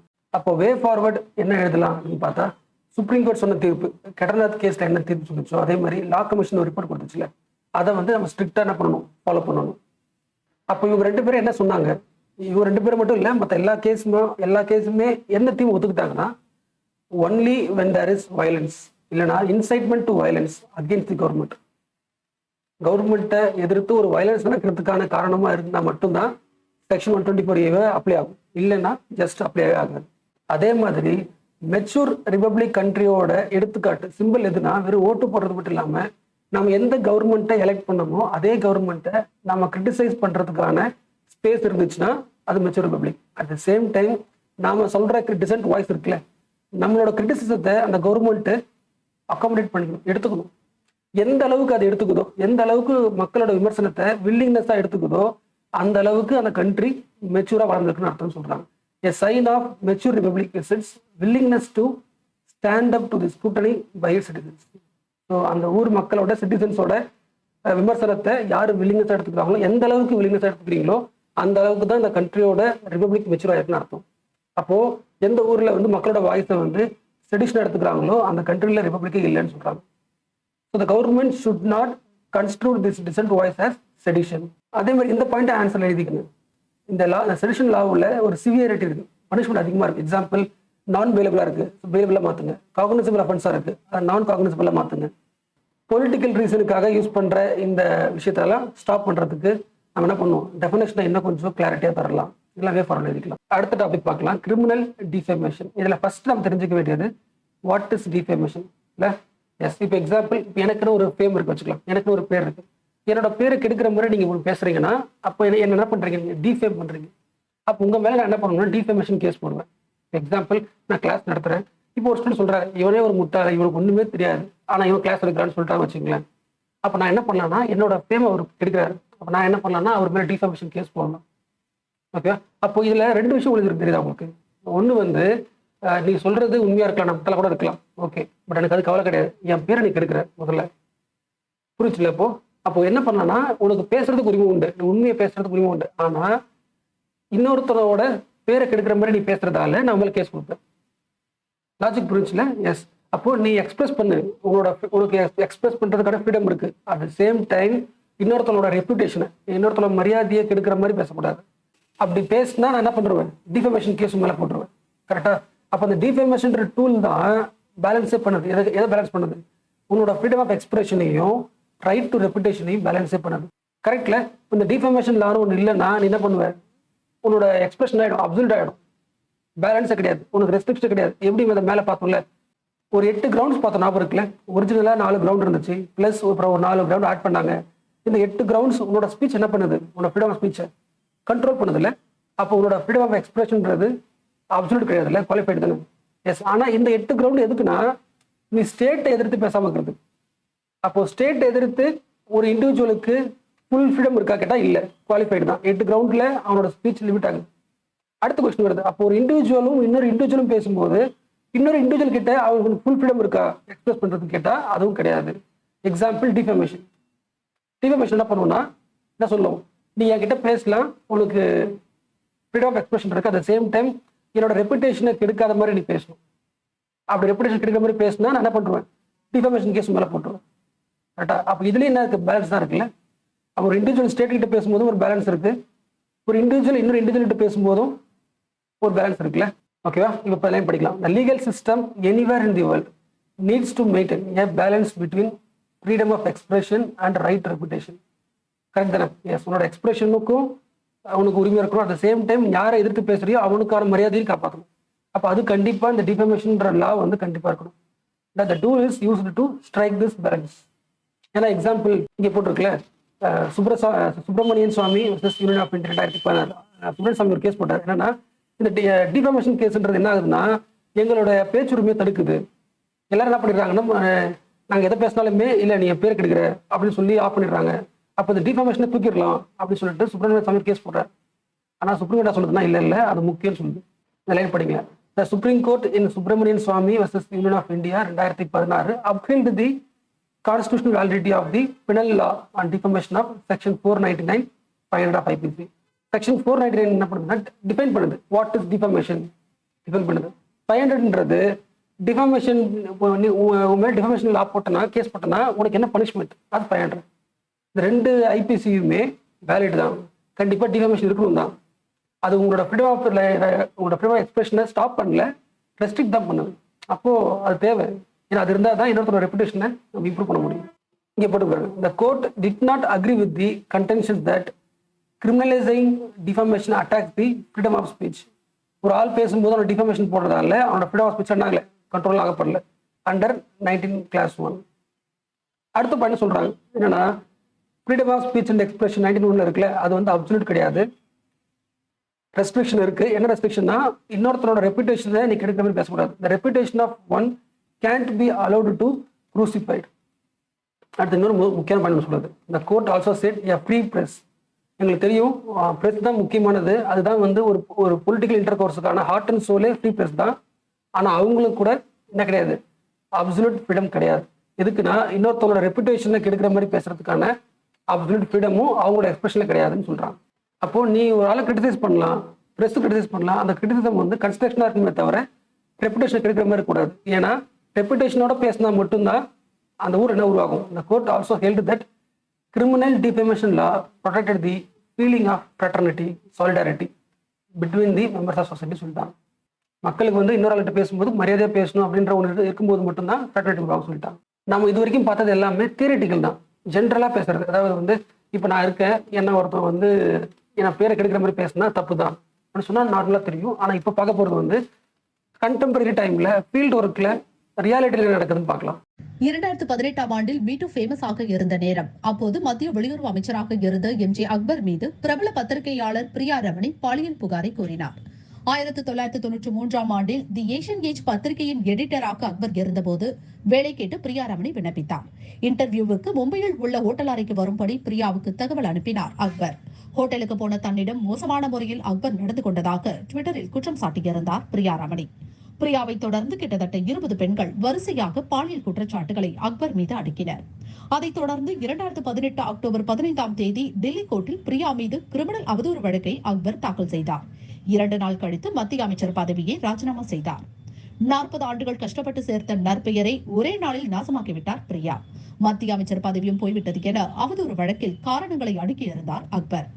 இந்த வழக்கில் இன்று டெல்லி கோர்ட் தீர்ப்பளித்தது. நீதிபதி ரவீந்திரகுமார் கூறிய தீர்ப்பு வருமாறு: பாலியல் தொந்தரவுகள் பற்றி புகார் சொல்லும் பெண்களை தண்டிக்க முடியாது. பெண்கள் தங்கள் குறைகளை எந்த இடத்திலும் எந்த நேரத்திலும் சொல்ல நமது அரசியல் அமைப்பு சட்டம் அனுமதி வழங்கியுள்ளது. பெரும்பாலான சமயங்களில் மூடப்பட்ட கதவுகளின் பின்னால் தான் பெண்கள் பாலியல் துன்புறுத்தலுக்கு ஆளாக்கப்படுகிறார்கள். சமூகத்தில் உயர்ந்த அந்தஸ்தில் இருப்பவர்கள் கூட பெண்களுக்கு பாலியல் டார்ச்சர் கொடுக்கின்றனர். பல பெண்கள் தாங்கள் சந்தித்த பாலியல் சீண்டல்கள் பற்றி வெளியில் பேசுவதில்லை. காரணம், நடத்தை பற்றி விமர்சிப்பார்கள் என்ற பயம். அதனால் பல ஆண்டுகள் கழித்து கூட பாலியல் தொந்தரவு பற்றி பேச பெண்ணுக்கு உரிமை உள்ளது என நீதிபதி கூறினார். ஆணின் நற்பெயரை பாதுகாக்க பெண்ணின் கண்ணியத்தை விலையாக்க கொடுக்க முடியாது என கூறி பத்திரிகையாளர் பிரியா ரமணியை அவதூறு குற்றச்சாட்டுகளில் இருந்து நீதிபதி விடுவித்தார். எனது நிலைப்பாடு சரி என கோர்ட் ஏற்றுக்கொண்டது மகிழ்ச்சி அளிக்கிறது என்றார் பிரியா ரமணி. பணியிடங்களில் பாலியல் தொந்தரவுக்கு ஆளாக்கப்படும் பெண்களுக்கு கிடைத்த வெற்றியாக இதை பார்க்கிறேன். பாலியல் புகார் கூறும் பெண்களை மிரட்டும் வகையில் பொய் வழக்கு போடும் அதிகார வர்க்கத்தினருக்கு சம்மட்டி அடி கொடுத்த தீர்ப்பு இது எனவும் அவர் சொன்னார்.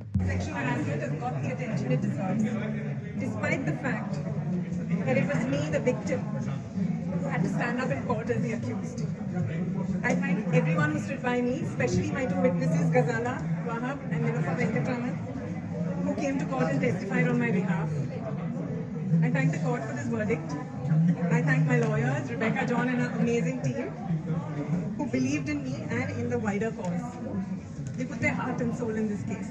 அந்த கேஸோட லாஜிக் புரியுதுல, இந்த லாஜிக்ஸ் பார்க்கறதுக்கு முன்னாடி இந்த நியூஸ் படிச்சிருக்கேன். இங்கே டெல்லி டிஸ்ட்ரிக்ட் கோர்ட் தான், ஓகே, ஹைகோர்ட்லாம் கிடையாது, district court acquitted the Priya Ramani of the charges of the defamation in the MJ Akbar versus Priya Ramani. இந்த கேஸ்ல ஃபர்ஸ்ட் லாஜிக் என்னன்னா, இப்போ பிரியா ரமணின்றவங்க அவங்களே சொன்னாங்களா, வீடியோ பார்த்தீங்களா, அவங்க ஒரு விக்டிம் தானே. அப்போ விக்டிமே என்ன பண்றாங்கன்னா அக்யூஸ்டா மாற்றி கோர்ட் முன்னாடி நின்று அவங்க கேஸ் வாதாடுற மாதிரி ஆகுது. அப்போ இதுதான் வந்து யாரோட பிரச்சனை, ஜுடிஷியலோட பிரச்சனையே தான். ஒரு விக்டிம் பேசுறாங்க, ஆனால் அவங்க மேலேயே டிஃபமேஷன் கேஸ் போட்டு அவங்களையே வந்து குற்றச்சாட்டை மாற்றி கேஸ் வாதாட வைக்கிறாங்க. அப்போ இதை எப்படி காப்பாற்றுறது, இதை எப்படி சரி பண்ணலாம், அதுதான் இந்த கேஸோட ஜுடிஷியரிக்கு முன்னாடி நிற்கிற ஒரு கொஸ்டின். ஸோ சுப்ரீம் கோர்ட் அதை சரி பண்ணுறதுக்காக வந்த பாயிண்ட் அந்த பாயிண்ட். ஸோ என்ன சொல்றாங்கன்னா, இட் இஸ் நாட் டிஃபேமேஷன். எப்போனா ஒரு ஆள் உண்மையை பேசுறானா, which is true concern of any person. Meaning புரியுதுல, ஃபர்ஸ்ட் எக்ஸாம்பிள் பார்த்தோன்னா இருக்குல்ல, நீ பேசுறது உண்மையா கூட இருக்கலாம், ஆனால் உண்மையா இருந்தாலும் என் பேரை நீ கெடுக்கிற போய் பேசுற, அப்புறம் அவங்க மேலே டிஃபேமேஷன் கூட சொன்னாங்களே, இனிமே போட முடியாது. ஒரு ஆள் உண்மையை பேசுறாங்கன்னா அந்த உண்மையா பேசுறவங்களை எதிர்த்து அவங்க பேரை கெடுக்கிறாங்க அப்படின்னு கேஸ் போட முடியாது. இது ஒரு condition. At the same time ஒரு ஆள் உண்மையும் பேசணும், அதே மாதிரி பப்ளிக் குட்டாகவும் இருக்கணும், மக்களுக்கான நல்லதாகவும் இருக்கணும். ரெண்டும் இருக்கும் பட்சத்தில் அவங்க தைரியமாக என்ன பண்ண முடியும், பேச முடியும். அவங்க மேலே டிஃபமேஷன் யாராலையும் போட முடியும். லாஜிக் புரியுதுல? எஸ். அப்போ கண்டிப்பாக விக்டிம் பேசுறது எப்படி இருக்கும்? விக்டிம் பேசுறது உண்மையாக தான் இருக்கும். அப்போ உண்மையை பேசும்போது கண்டிப்பாக என்ன பண்ண முடியாது, அது டிஃபமேஷன் கேஸ்ன்னு சொல்ல முடியாது. அதுதான் இங்கே போட்டிருக்கு. Punishment only when impugned statements are false. அவங்க கொடுத்த விக்டிம் கொடுத்த ஸ்டேட்மெண்ட் ஃபால்ஸாக இருந்தால் மட்டும்தான் தப்பு. மோஸ்ட்லி விக்டிம் சொல்றது உண்மையாக தான் இருக்கும். அப்போ ஃபால்ஸாக இருக்கும்போது மட்டும்தான் பனிஷ்மெண்ட் தரணுமே தவிர ட்ரூவாக இருக்கும்போது என்னோட பேர் கேட்டு போச்சு போக முடியாது. அடுத்து அந்த வீடியோ இன்னொரு பாயிண்ட் பார்த்தீங்களே, அது இந்த பாயிண்ட் தான். The court also held that woman has right to put their grievances at any platform. Okay, ட்விட்டரில் போட்டாங்க சொல்ல முடியாது. Any platform of their choice even after the decades. அதுக்கான காரணமும் கொடுத்துட்டாங்க. ஏன்னா ஒரு உமனுக்கு பிரச்சனை நடந்த உடனே அவங்களுக்கு சைக்காலஜிக்கலாக ஒரு ப்ராப்ளமாக இருக்கும். அவங்களுக்கு அந்த பிரச்சனையிலேருந்து வெளியே வர்றதுக்கு டைம் ஆகும். அது வெளியே வந்ததுக்கு அப்புறம் தான் தைரியமாக சொல்லவே முடியும். அப்போ டைம் ஆகும்னு சொல்கிறாங்க. ஸோ இந்த வெர்டிக்ட்னா புரியுதுல? அதாவது இந்த தீர்ப்பு இப்போ பிரியாரமணியோட கேஸ்ல வந்து தீர்ப்பு. This verdict also help the society to understand that sometimes for years a victim may not speak up due to the mental trauma. ஏன்னா ஏற்கனவே பிரச்சனை விக்டிம் அவங்க, ஸோ டைம் ஆகும். And underline that victim has the right to speak up about the abuse even after the decades. 10 வருஷத்துக்கு அப்புறம் கூட பேச முடியும். ஸோ தீம் புரிஞ்சிச்சுல? எஸ், டிஃபமேஷன் கேஸ் இப்போ அதிகமாகிறதுக்கான காரணம் என்னன்னா மீட்டு மூவ்மெண்ட் தான். ஓகேவா? அப்போ டிஃபமேஷன் கேஸையும் மீட்டு மூவ்மெண்ட்டையும் கனெக்ட் பண்ணி மெயின்ஸ்ல கொஸ்டின் வரலாம். அப்போ இந்த கேஸோட ஜட்மெண்ட் இருக்குல்ல, அப்போ எழுதிக்கலாம் இதெல்லாம். அதாவது டிஃபமேஷன் போட முடியாது எப்போனா when it is true, public குட்டா இருக்கும்போது. அதே மாதிரி ஓடிடி பிளாட்ஃபார்ம்ல எனி பிளாட்ஃபார்ம்ல நீ போட்டா கூட அது ப்ராப்ளம் கிடையாது. இந்த பாயிண்ட்ஸ்ல ஆட் பண்ணிக்கலாம். நம்ம அடுத்து பார்க்க வேண்டியது இந்த டிஃபமேஷன் கேஸே இருக்குல்ல, இது ரெண்டா பிரிக்கலாம்.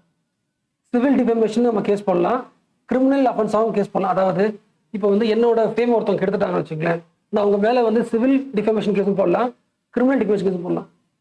இப்போ நான் சிவில் டிஃபமேஷன் கேஸ் ஒரு ஆள் மேலே போடுறேன்னா நான் கேஸ் லாக் போயிட்டு என்ன பண்ணுவேன், அவங்க என்னோட பேர் கெடுத்துட்டாங்க, அவங்க கிட்ட எனக்கு காசு வாங்கி கொடுங்க, ஐ நீட்ஸ் காம்பன்சேஷன். குட்டி விஷயம் முடிஞ்சிருச்சு. ஆனால் கிரிமினல் டிஃபமேஷன் போடுறேன்னா என்னோட எய்ம் என்னன்னா, என்னோட பேரை கெடுத்துட்டான், அவனை ஜெயிலில் போடணும், imprisonment up to 2 years. Logic புரிஞ்சுல? எஸ். அப்போ செக்ஷன் 499, 500 எல்லாமே எதை பற்றி பேசுதுன்னா கிரிமினல் டிஃபமேஷன் தான் பேசுது. அப்போ சிவில் டிஃபமேஷன் எதில் கவர் ஆகுது? Under the law of torts. டார்ட்ஸ்னா காமன் அஃபென்ஸ் சொல்லுவாங்க, இல்லை சிவில் அஃபென்ஸ் சொல்லுவாங்க. அதாவது பெரிய குற்றம், கிரிமினல் குற்றம் அளவுக்கு இல்லாமல் குட்டி குட்டி அஃபென்சஸ். என்னோட ரைட்ஸை என்னோட ப்ரைவசியை, என்னோட காசை, இந்த மாதிரி தான் என்னை டிஸ்டர்ப் பண்ணிட்டான் அப்படின்னு சொல்றாங்கல்ல, அது எல்லாமே லா ஆஃப் டார்ட்ஸ் படி பேசுவாங்க. அப்போ லா ஆஃப் டார்ட்ஸ் படி போடும்போது ஜெயிலுக்குலாம் அனுப்ப மாட்டாங்க, காம்பன்சேஷன் தான். அடுத்து ஃப்ரீடம் ஆஃப் ப்ரெஸ் பார்க்கலாம். ப்ரிலிம்ஸ்க்கு நீங்கள் தெரிஞ்சுக்க வேண்டிய ஒரே ஒரு பாயிண்ட் தான். அதாவது அந்த வேர்ல்டு ப்ரெஸ் ஃப்ரீடம் இண்டெக்ஸ் 2021 இந்தியாவோட ரேங்கிங் என்ன ஆகுதுன்னு பார்க்கலாம். இந்தியாவோட ரேங்கிங் என்ன இருக்கு? ட்ராப் ஆயிருக்குல்ல. உலக அளவில் பத்திரிகை சுதந்திரம் அதிகமுள்ள நாடுகளின் தரவரிசையில் இந்தியா 142வது இடத்திற்கு தள்ளப்பட்டுள்ளது. ரிப்போர்ட்டர்ஸ் வித்தவுட் பார்டர்ஸ் என்ற ஊடக சுதந்திரத்திற்கான அமைப்பு 180 நாடுகளில் ஆய்வு நடத்தியது. அதில் முதலிடத்தில் நார்வே உள்ளது. அடுத்தடுத்த இடங்களில் பின்லாந்து, டென்மார்க் நாடுகள் இடம்பெற்றுள்ளன. பத்திரிகை சுதந்திரத்தில் இந்தியா 142வது இடத்திற்கு தள்ளப்பட்டுள்ளது. 2016ஆம் ஆண்டில் இந்தியா 133வது இடத்தில் இருந்தது. அண்டை நாடுகளான இலங்கை, நேபாளம் ஆகிய நாடுகள் இந்தியாவை விட ஊடக சுதந்திரத்தில் முன்னேறியுள்ளன. அரசை விமர்சிக்கும் பத்திரிகையாளர்களை பாஜகவினர் தேச விரோதிகள் என்று சாடுவதாக அந்த ஆய்வறிக்கையில் குறிப்பிடப்பட்டுள்ளது. மோடி தலைமையிலான அரசு ஊடகங்களை சுதந்திரமாக செயல்பட விடாமல் இருக்குவதாகவும் குற்றம் சாட்டப்பட்டுள்ளது. காவல்துறையினர் மற்றும் ரவுடி கும்பல்களால் இந்தியாவில் பத்திரிகையாளர்கள் தாக்கப்படுவதாகவும் ஆய்வறிக்கையில் தெரிவிக்கப்பட்டுள்ளது. நேர்மையாக பணியாற்றும் பத்திரிகையாளர்களுக்கு இந்தியா ஒரு அபாயகரமான நாடு என்றும் விமர்சிக்கப்பட்டுள்ளது. அதே மாதிரி இந்த பாயிண்ட் தெரிஞ்சுக்கணும். அதாவது கவர்மெண்ட் சில ஸ்டெப்ஸ் எடுத்திருக்கு. For example, under the direction from the cabinet secretary, ஓகேவா, and index monitoring cell worked to improve the India's ranking in the index. World press freedom இண்டெக்ஸ்ல நம்மளோட ரேங்கிங் இம்ப்ரூவ் ஆகிறதுக்காகவே இண்டெக்ஸ் மானிட்டரிங் செல் ஒரு cell போட்டு ஒவ்வொரு மினிஸ்ட்ரிலையுமே நம்மளோட ranking எப்படி improve பண்ணலாம் அப்படின்றதுக்கான ஒரு செல்லே இருக்கு. அதனால தான் 2016 இந்தியாவோட ரேங்க் 133 இருந்துச்சு. ஆனால் 2020 என்ன ஆயிடுச்சு? 140. இப்போ இந்த வருஷம் 142 போயிடுச்சு, இன்னும் குறைஞ்சு போச்சு. அப்போ அதுக்கான காரணம் என்னன்னா, கவர்மெண்ட் நிறைய ஸ்டெப் எடுத்தும் ரேங்க் குறைஞ்சு போயிருக்குன்னா பின்னாடி போயிடுச்சுன்னா அதுக்கான காரணம் இதுதான். India is one of the most dangerous countries for journalist. அதாவது ஜெர்னலிஸ்ட்டை கொலை பண்ணிடுறாங்களே, ஸோ நிறைய கொலைகள் நடக்க ஆரம்பிக்குது. மூத்த பெண் பத்திரிகையாளர் கௌரி லங்கேஷ் நேற்றிரவு அவரது வீட்டுக்கு எதிரே அடையாளம் தெரியாத நபர்களால் சுட்டுக் கொல்லப்பட்டார்.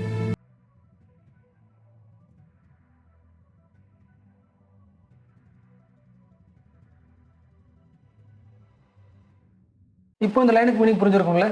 India is one of the most dangerous countries for journalist. Okay, first நம்ம வந்து பேசிக்ஸ் பார்க்கலாம். அதாவது ப்ரெஸ்ஸுக்கான ஃப்ரீடம் இந்தியாவில் இருக்கா இல்லையா, கான்ஸ்டிடியூஷனலாக பார்க்கலாம். What is the constitutional status of freedom of press? நமக்கு தெரியும் இல்லை, ப்ரெஸ்ஸுன்னு வார்த்தை கிடையாதுல்ல. அதாவது article 19(1)A right to freedom of speech and expression இருக்கிறது தவிர ஃப்ரீடம் ஆஃப் ப்ரெஸ்ன்ற வார்த்தை கிடையாதுல்ல. Yes, the freedom of press is not directly mentioned in the Indian constitution. உங்களுக்கு தெரியும். ஏன் மென்ஷன் பண்ணலன்னா, நம்ம ஆர்டிகல் 19(1)A இருக்குல்ல, அதில் போடுறோம்ல right to speech and expression இருக்குல்ல, அப்போது அதுக்கு அர்த்தம் அதானே, ஒரு இண்டிவிஜுவலுக்கே வந்து ஒரு ஃப்ரீடம் தரணும், அப்போ கண்டிப்பாக ப்ரெஸ்ஸுக்கு ஃப்ரீடம் தானே அர்த்தம் அப்படின்னு கான்ஸ்டியூண்ட் அசம்பிளி முடிவு பண்ணுது. லாஜிக் புரியுதுல? Yes, right to freedom of speech and expression சொல்லும் போதே இது எல்லாருக்கும் பொருந்தும் தானே, எல்லாருக்கும் பொருந்தும் போது ப்ரெஸ்ஸுக்கும் பொருந்தும் தானே, அது எப்படி இல்லாமல் இருக்கும் அப்படின்னு நினச்சிக்கிட்டு தனியாக இன்னொரு ஆர்டிகல் தரல. ஸோ கான்ஸ்டியூண்ட் அசம்பிளி அசியூம் பண்ணிக்கிறது. என்னென்ன அசியூம் பண்ணிக்கிறது? 19(1)A ஃப்ரீடம் ஆஃப் ப்ரெஸ்ஸும் வரும்ன்றதை அசியூம் பண்ணிக்கிறது. ஆனால் ஒரு ஜுடிஷியரி இதை என்ன பண்ணுது, மறுபடியும் அது தெளிவுபடுத்துது. The Indian express versus union of India 1985. Supreme court upheld the view that constituent assembly சொல்லிச்சுல, அதை upheld பண்ணுது. The freedom of press is constituted under the 19(1)A of the Indian constitution. So freedom of press சம்மந்தப்பட்ட current affairs ஒன்று தான். அந்த index மேலே பார்த்தீங்களே, அது ஒன்று தான். அதே மாதிரி தெரிஞ்சுக்க வேண்டியது என்னென்னா, கோவிட் டைம்லையுமே சில ஜேர்னலிஸ்ட் வந்து கவர்மெண்ட்டை பற்றி ரிப்போர்ட் பண்ணும்போது அவங்களையுமே அரெஸ்ட் பண்ணாங்க. நமக்கு ப்ரிலிம்ஸ் அவ்வளோ தான், ஆனால் மெயின்ஸில் இருக்குது. மெயின்ஸில் படிக்கணும்னா ப்ரீ ப்ரெஸ் ஏன் முக்கியம், வாட் ஆர் தி பாசிட்டிவ்ஸ்? ஜென்ரலாக தெரியும், அதான் 4th பில்லர் ஆஃப் டெமோக்ரஸி. இருந்தாலும் என்ன கீவேர்ட்ஸை போட்டு எழுதலாம்? ஃபர்ஸ்ட் கீவேர்டு கவர்மெண்ட்டோட பாலிசிஸை செக் பண்ணுற ஒரு டூலே இதுதான், ப்ரெஸ் தான் இல்லை. அதனால தான் 4th பில்லர் சொல்கிறோம். ஒன்று. ரெண்டாவது, மக்களுக்கான கரெக்ட் இன்ஃபர்மேஷனை கொடுக்குறது யார்? ப்ரெஸ். இதில் என்ன அர்த்தம்? இதெல்லாம் சிக்னிஃபிகன்ஸ் ஆஃப் ப்ரெஸ். ப்ரெஸ் வந்து ஃப்ரீயாக இருக்கிறதுனால என்னென்ன நன்மைகள்? கவர்மெண்ட் பாலிசி செக் பண்ண முடியும், இன்ஃபர்மேஷனை கரெக்டாக கொண்டு வர முடியும், எது உண்மையோ அதை என்ன பண்ண அன்கவர் பண்ண முடியும், யாரெல்லாம் லஞ்சம் வாங்குறாங்களோ அவங்கள கண்டுபிடிக்க முடியும், கண்டுபிடிச்சி ஸ்டாப் பண்ண முடியும். அதே சமயத்தில் மக்களோட மனசாட்சி எப்படி இருக்குது, மனநிலை என்ன இருக்குது அப்படின்னு கவர்மெண்ட்டுக்கிட்ட சொல்ல முடியும். அப்போ கவர்மெண்ட்டுக்கு யூஸ் ஆகுது, இண்டிவிஜுவலுக்கு யூஸ் ஆகுது இல்லை. Therefore it is oxygen to democracy. So press தான் எஜுகேஷனு, அவேர்னஸ்ஸு, பப்ளிக் ஒப்பீனியன் உருவாக்குறது, சோர்ஸ் ஆஃப் இன்ஃபர்மேஷன், என்டர்டெயின்மெண்ட்டு அதான், அட்வர்டைஸ்மெண்ட்டு அதான், பப்ளிகேஷனும் அதான். ஸோ இதெல்லாம் சிக்னிஃபிகன்ஸ் ஆஃப் ப்ரெஸ். இது 2 பார்த்துருக்கோம். ப்ரெஸ்ஸோட ஃப்ரீடமுக்கான கான்ஸ்டியூஷனாலிட்டி இருக்கா பார்த்து செக் பண்ணியாச்சு. அடுத்து அது ஏன் இருக்கணும், அப்படி இருந்தால் என்ன நல்லதுன்னு பார்த்தாச்சு. அடுத்து பார்க்க போகிறது ப்ரெஸ்ஸை ரெகுலேட் பண்ணுறதுக்கான ரெகுலேஷன் எதாவது இருக்கா இந்தியாவில் அப்படின்னு பார்த்தா மோஸ்ட்லி எதுவுமே கிடையாது. மோஸ்ட்லி செல்ஃப் ரெகுலேட்டட் தான். எல்லா ப்ரைவேட் சேனல்ஸ் எல்லாரும் சேர்ந்து ஒரு ஆர்கனைசேஷன் உருவாக்கிட்டு அவங்களே பார்த்துப்பாங்களே தவிர கவர்மெண்ட்லாம் கிடையாது. இங்கே போட்டிருப்பாங்க, a lot of private channels have themselves set up a news broadcasting standard authority of India which issues various guidelines. இதை தவிர்த்துட்டு பார்த்தோன்னா இது இருக்குது, PCI இருக்குது, ப்ரெஸ் கவுன்சில் ஆஃப் இந்தியா. தெரிஞ்சுக்க வேண்டிய ஒரு 2 பாயிண்ட். இது ஸ்டாட்டஸ்டரி பாடி. ரெண்டாவது என்ன பண்ணுது, நியூஸ் பேப்பர், ஜேர்னல்ஸ், மேகசின்ஸை ரெகுலேட் பண்ணுது. ஆனால் it cannot penalise them for violation of guidelines. வெறும் ரெகுலேட் பண்ணலாம், ஆனால் யாராவது மீறிட்டாங்கன்னா அவங்கள பெனலைஸ் பண்ணுறது அளவுக்கு என்ன கிடையாது, பெனலைஸ் பண்ணுற அளவுக்கு PCIக்கு பவர் கிடையாது. அடுத்து பார்க்க போகிற டாபிக் தான் most important. Why freedom of press has been affected. இது வரைக்கும் பார்த்தது ஒரு ஆங்கிள் பார்த்துருக்கோம். அதாவது ஒரு ஆக்டிவ் ஜேர்னலிஸ்ட் இருக்காங்கன்னா அவங்க ஏதாவது ஒரு கருத்து சொல்லும்போது அவங்க கொலை பண்ணப்படுறாங்க. அப்போ ஜேர்னலிஸ்ட்டுக்கு என்ன கிடையாது, ஃப்ரீடம் கிடையாது. ப்ராப்ளம் இதில் ப்ரெஸ்ஸோட ஃப்ரீடம் இல்லை. ரெண்டாவது, ப்ரெஸ்ஸை யார் ரன் பண்ணுறதுன்னு ஒன்று இருக்குல்ல, அது மோஸ்ட்லி கார்பரேட் ஓனர்ஷிப் ஆயிடுச்சு. ஒன்று. ரெண்டாவது, கமர்ஷியலைசேஷன் ஆயிடுச்சு. சமீர் ஜெயின் ஒருத்தர் வந்து நியூயார்க்கு ஒரு பேட்டி தராரு. சமீர் ஜெயின் யாருன்னா டைம்ஸ் ஆஃப் இந்தியாவை நடத்தக்கூடிய பெனட் அண்ட் கோல்மனோட நிறுவனர், தலைவர். அவர் கொடுக்கக்கூடிய பேட்டியில் அவர் சொல்றாரு, நாங்க நியூஸ் பேப்பர் பிசினஸ் நடத்தல, நாங்க நடத்துறது வந்து அட்வர்டைஸ்மெண்ட் பிசினஸ். ஏன்னா எங்களுடைய வருமானம் 90% வருமானம் வந்து விளம்பரங்களால் வரும்பொழுது நாங்கள் நடத்துவது வந்து நியூஸ் பேப்பர் பிசினஸ்னு சொல்ல முடியாது அப்படின்னு அவர் ரொம்ப தெளிவா சொல்றாரு. கேரவன்ல சமீபத்தில் ஒரு கட்டுரை வந்தது. அந்த கட்டுரையில சொல்லக்கூடிய ஒரு விஷயம் வந்து கிட்டத்தட்ட 5 பெரும் ஊடகங்கள், NDTV உட்பட 5 பெரும் ஊடகங்கள் வந்து முகேஷ் அம்பானிக்கோ இல்ல அவருடைய, முகேஷ் அம்பானி உங்க எல்லாருக்கும் தெரியும் நினைக்கிறேன், ரிலையன்ஸை நடத்தக்கூடிய முகேஷ் அம்பானி இல்ல அவருடைய நண்பர் ஒருவருக்கு ஏதோ ஒரு விதத்துல கடன் பட்டிருக்காங்க 5 ஊடகங்கள். இல்ல என்னன்னா 70% இந்திய ஊடகங்கள் நேரடியாகவோ மறைமுகமாகவோ ரிலையன்ஸ்க்கு வந்து ஏதோ ஒரு விதத்துல ரிலையன்ஸால் கட்டுப்படுத்தப்படக்கூடிய ஒரு நிலையில வந்து இருக்காங்க. அந்த வீடியோல சொல்லப்பட்ட பாயிண்ட் இந்த பாயிண்ட் தான், குரோனிக் கேபிட்டலிசம். அதாவது மீடியாவை யார் கண்ட்ரோல் பண்ணுவாங்கன்னா கேபிட்டலிசம் கண்ட்ரோல் பண்ணும், அதாவது முதலாளிகள் கண்ட்ரோல் பண்ணுவாங்க. காரணம் அந்த மீடியாவுக்கு வந்து ஏதாவது காசு தேவைப்பட்டிருக்கும், அந்த காசை கொடுத்துருப்பாங்க. அப்போ வேறு வழி இல்லை, அவங்களுக்கு எதாவது பண்ணி தான் ஆகணும். ஸோ பெய் நியூஸ் போடுவாங்க, இது ஒன்று. அதாவது இந்தந்த ஆங்கிள் எல்லாமே ஃப்ரீடம் ஆஃப் ப்ரெஸ் வந்து அஃபெக்ட் பண்ணப்படுது. ரெண்டாவது, நிறைய நியூஸ் பேப்பர்ஸ் யாரும் வச்சுருப்பாங்க, பொலிட்டிஷியன்ஸே வச்சுருப்பாங்க. அப்போ ஆட்டோமேட்டிக்காக அவங்களோட ஐடியாலஜி என்னவோ அதை மட்டும்தான் வந்து பேசுவாங்க. ஸோ ட்ராய் என்ன பண்ணுதுன்னா, ட்ராய் தெரியும்ல, telecom regulatory authority of India, அவங்க என்ன பண்ணுறாங்கன்னா சில மெஷர்ஸ் தராங்க to promote the freedom of press. So TRAI suggested following measures to promote freedom of press 2018. First point, for political parties and government departments. எதில்? TV சம்மந்தப்பட்டது, broadcasting சம்மந்தப்பட்ட விஷயத்துலலாம் political parties சொல்ல வரக்கூடாது, கவர்மெண்ட் டிபார்ட்மெண்ட் சொல்ல வரக்கூடாது. ரெண்டாவது, இந்த மீடியாவை ரெகுலேட் பண்ணுறதுக்கு இண்டிபெண்ட் ரெகுலேட்டர் ஒன்று உருவாக்கணும். அதே மாதிரி மீடியாவில் எந்த மீடியா அதிகமாக டாமினேட் பண்ணுது அப்படி கண்டுபிடிக்கிறதுக்கான ஃபார்முலாஸ் உருவாக்கணும். அடுத்தது, இந்த பெய்ட் நியூஸ் தராங்கல்ல, பெய்ட் நியூஸ் காசு தர்றவங்களும் சரி வாங்குறவங்க 2 பேரையுமே என்ன பண்ணுவாங்க, they should be held liable. அடுத்தது முக்கியமானது என்னன்னா அட்வர்டோரியல்ஸ். அதாவது ஒரு பேப்பரோட முக்கியமான எய்மே அந்த சென்டர் பேஜில் இருக்கிற எடிட்டோரியல்ஸ். அந்த பார்த்துருப்பீங்களா, பெருசாக இருக்கும்ல, அந்த அளவுக்கு பெருசாலாம் பண்ண வருது, அட்வர்டைஸ்மெண்ட் வருது. நீங்கள் ஃபர்ஸ்ட் பேஜ் பார்த்தீங்கன்னா இந்தோட ஃபர்ஸ்ட் பேஜ் முழுக்க என்ன இருக்கும், அட்வர்டைஸ்மெண்ட்டாக இருக்கும். அப்போ அட்வர்டைஸ்மெண்ட்ல இருந்து இந்த என்னவா டெவலப் ஆயிடுச்சு, அட்வர்டைஸ்மெண்ட் அட்வர்டோரியல்ஸ் ஆயிடுச்சு. ஒரு பெரிய ஃபோட்டோ போட்டு அதை பற்றினா என்ன அந்த அளவுக்கு தராங்க. அந்த மாதிரி டீட்டெயில்ஸ் தர அட்வர்டைஸ்மெண்ட் நீங்கள் என்ன பண்ணுங்கன்னா, பெரிய லெட்டரில் எழுதியிருக்கேன், இது காசுக்காக எழுதப்பட்டது, இது காசு கொடுத்ததால நான் போட்டிருக்கேன் அப்படின்னு வெளிப்படுத்துங்க. ஸோ இதெல்லாம் யார் சொன்ன ரெக்கமெண்டேஷன்? ட்ராய் சொன்ன ரெக்கமெண்டேஷன். எந்த வருஷம்? 2014. ஆனால் ட்ராய்க்கு முன்னாடியே ஒரு கமிஷன் வந்திருக்கு, justice Mathew commission, second press commission 1982. அதே மாதிரி எப்படி வந்து ப்ரெஸ்ஸோட ஃப்ரீடமை அதிகமாக்கலான்னு சில சஜஷன் கொடுத்துருக்காங்க. ப்ரெஸ்ஸுக்கு வந்து ஃப்ரீடம் இருக்கிற மாதிரி தெரியும், ஆனால் ஃப்ரீடம் இல்லை தானே. ஏன்னா 1901A இருக்கிற அந்த freedom of speech and expression யாருக்கு வந்துடுது? ப்ரெஸ்ஸுக்கு வந்துடுது. ஆனால் என்ன பண்ணுறாங்க, ஃபர்ஸ்ட் அமெண்ட்மெண்ட் ஆக்ட்லேயே எதை ஆட் பண்ணுறாங்க, அந்த 4 ரீசனபிள் கிரவுண்ட்ஸ் ஆட் பண்ணிடுறாங்களே, லாஸ்ட் சாப்டரில் பார்த்தோம்ல. எஸ், அப்போ இந்தியாவுக்கு ஃப்ரீடம் வந்த உடனே கான்ஸ்டியூஷன் உருவாக்குறாங்க. இந்த கான்ஸ்டியூஷனில் என்ன உண்டு, right to freedom of speech and expression கொடுத்துட்டாங்க. ஆனால் ஃபர்ஸ்ட் திருத்துறாங்க. கான்ஸ்டியூஷனை முதல்ல அமெண்ட்மெண்ட் பண்ணும்போது எதுக்காக அமெண்ட்மெண்ட் பண்ணுறாங்க, ரிசர்வேஷனுக்காக அமெண்ட்மெண்ட் பண்ணுறாங்க, அது தெரியும் உங்களுக்கு. பட் அதே அமெண்ட்மெண்ட்டில் இந்த பாயிண்ட் நீங்கள் கவனிக்கணும், அந்த ஃபர்ஸ்ட் அமெண்ட்மெண்ட்லேயே திருத்துறதுக்கான இன்னொரு காரணம் என்னன்னா, அந்த right to freedom of speech வந்து அப்சல்யூட்டாக இருக்குது. அப்போ சில ரெஸ்ட்ரிக்ஷன்ஸ் நிறையா வருது.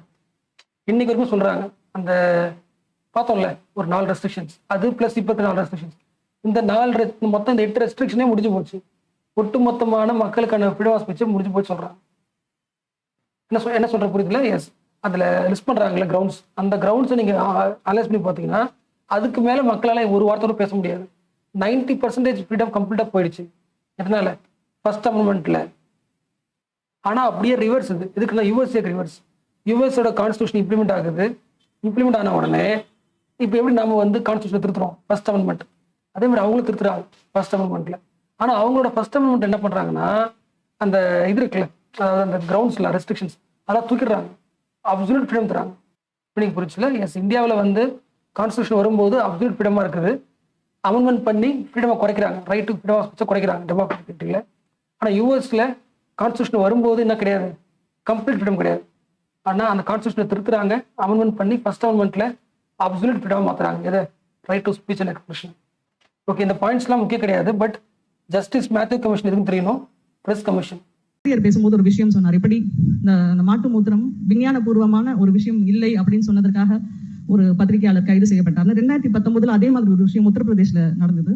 ஒரு பத்திரிகையாளர் வந்து அரசு பள்ளியில் சப்பாத்தியோடு உப்பு போட்டு தராங்க அப்படின்னு சொன்னதுக்காக அவர் மேல் வந்து வழக்கு தொடுக்கப்பட்டது. அவர் கிட்டத்தட்ட 7 வருஷம் சிறையில் இருக்கக்கூடிய வழக்குகள் வந்து அவர் மேல் வந்து தொடுக்கப்பட்டது.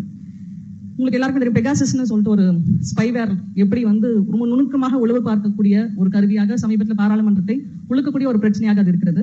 இந்த ஸ்பைவேர் வந்து இந்தியாவில் கிட்டத்தட்ட 40 ஜேர்னலிஸ்ட் உளவு பார்க்க வந்து பயன்படுத்தப்பட்டு உண்மையிலேயே ஒரு அச்சுறுத்தலான ஒரு சூழல்ல தான் நம்ம இருந்து கொண்டிருக்கிறோம்.